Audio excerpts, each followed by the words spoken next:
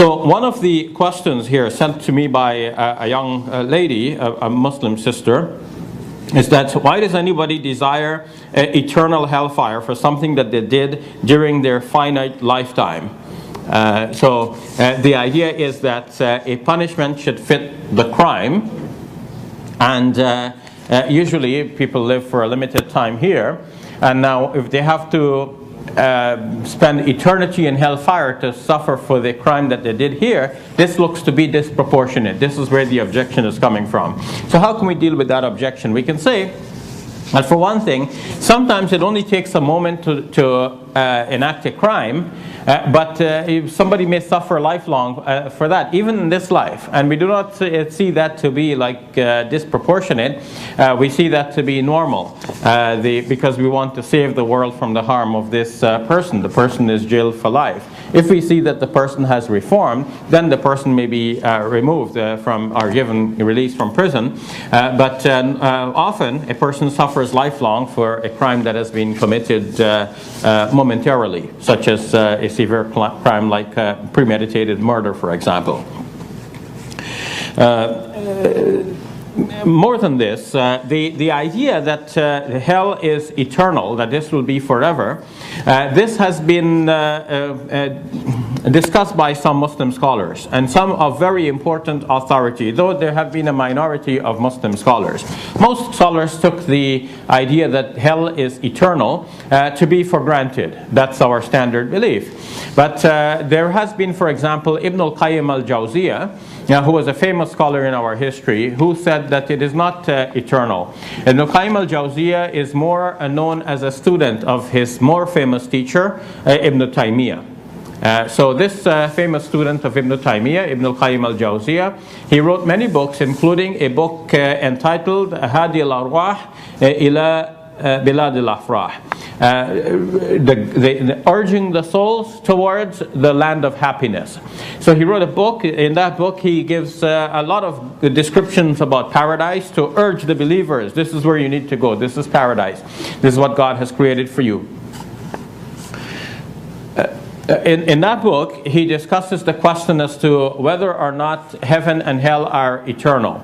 And he said that some people doubted whether even heaven is eternal, because to them only God is eternal and everlasting, but even heaven is a creation, and some people thought that it may not be everlasting, but he settles on believing that heaven that is everlasting. Heaven at least is everlasting. When it comes to hell, now he puts the arguments both ways. Those who say that hell is everlasting, they have arguments from the Quran, for example. There are verses in the Quran which says خَالِدِينَ فِيهَا أَبَدًا, they will dwell in there forever.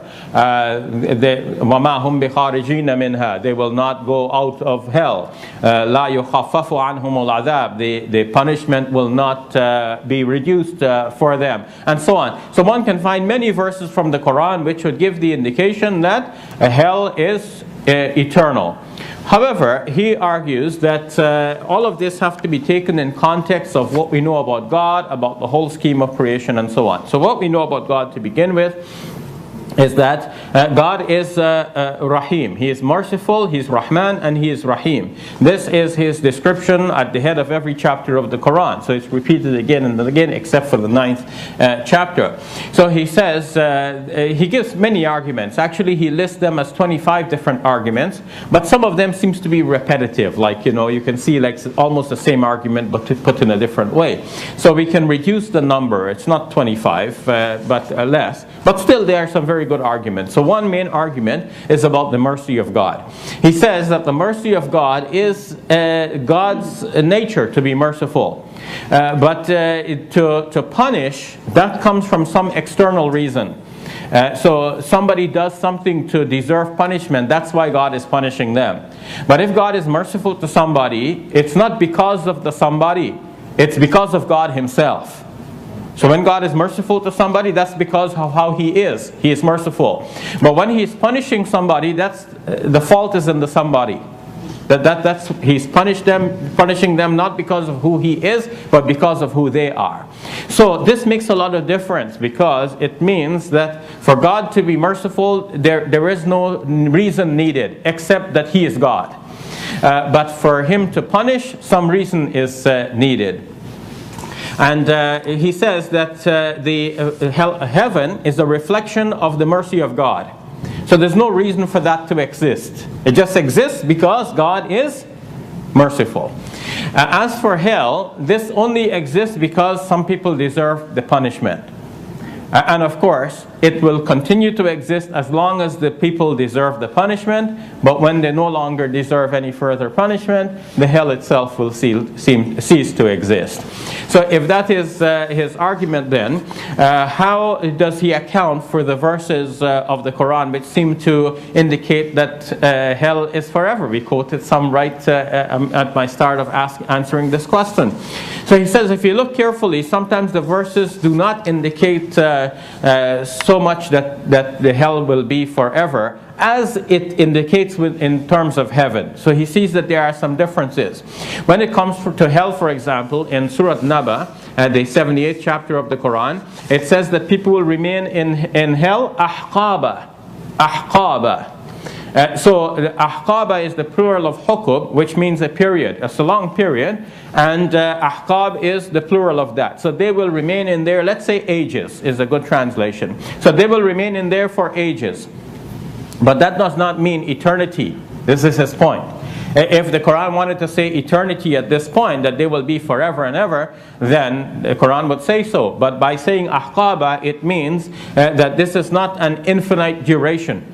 Because the infinite duration cannot be divided into like particular periods if it's infinite. So this is one indication that it's not necessarily infinite when we're talking about hell. Sometimes there is a contrast in the Quran between heaven and hell. For example, when it says that people will be in heaven, it says as long as everything remains, مَا دَامَتِ السَّمَاوَاتُ وَالْأَرْضِ إِلَّا مَا شَاءَ اللَّهُ, except as Allah wills. So there is a precondition that the will of Allah subhanahu wa ta'ala is what determines everything. So if He wants, He can, by His will, He could extinguish everything. Hell and heaven, everything can come to nothing. But as for heaven, when it comes to heaven, Allah subhanahu wa ta'ala says that this is this is a gift that will not be cut off. That will not be cut off. So heaven is a gift that will not be cut off. But as for hell, the statement that it will remain as long as God wills, that still remains. It doesn't say that this will not be cut off at all. So that it will not be cut off, this is only stated about heaven and then not about hell. So there is a distinction between the mention of heaven and the mention of hell. So then, in sum, what he proves by various arguments is that heaven, it is clear, will be eternal, that will be everlasting, but hell will remain as long as people deserve the punishment, but there's no need to keep it after that. Heaven is a reflection of God's mercy, and that is in it to God. No reason for it to exist. It exists because God is merciful. But as for hell, it has to exist for a reason, to punish the people who deserve it, and it will be so long as people deserve it. So in terms of the verses which say something like خَالِدِينَ فِيهَا أَبَدًا, he says that, well, the same thing is mentioned with regards to the sinners. In Surah Al-Jinn, it is mentioned, وَمَا يَعْصِ اللَّهَ وَرَسُولَهُ فَإِنَّ لَهُ نَارَ جَهَنَّمَ خَالِدِينَ فِيهَا. As for the one who disobeys God and His Messenger, he will be in hell forever. خَالِدِينَ فِيهَا. That he will be in there forever. He says that this verse, nobody takes it in its literal sense. Because literally it would mean that every sinner will be in hell forever. But the standard Muslim belief is that the sinner who is a Muslim will not be in hell forever. The sinner who is a Muslim will be purified of his sins in hell, and then he will be taken out of hell and placed into paradise. So this is the one who disobeys Allah and His Messenger. The standard Muslim belief is that the one who disbelieves in Allah and His Messenger, that is the one who will remain in hell forever, not the one who simply disobeys Allah and His Messenger. So he says that literally as it is, it would mean that even the sinful Muslims would be in hell forever. But nobody agrees that that is the meaning. So he said, similarly, with the verses which seem to indicate that hell will be forever, we don't have to take it in that literal sense. We must understand it in a more reasonable manner. In short, he argues that hell is not eternal. I'm attracted to that position because it helps us to understand a question like this one. Why would people be punishing in hell forever? It seems a little bit pointless. Allah subhanahu wa ta'ala knows best, and we surrender to His will and to His hikmah, His wisdom. But if we take the position that hell is not eternal, we can also see the hikmah or the wisdom of hell and His overall plan for creation.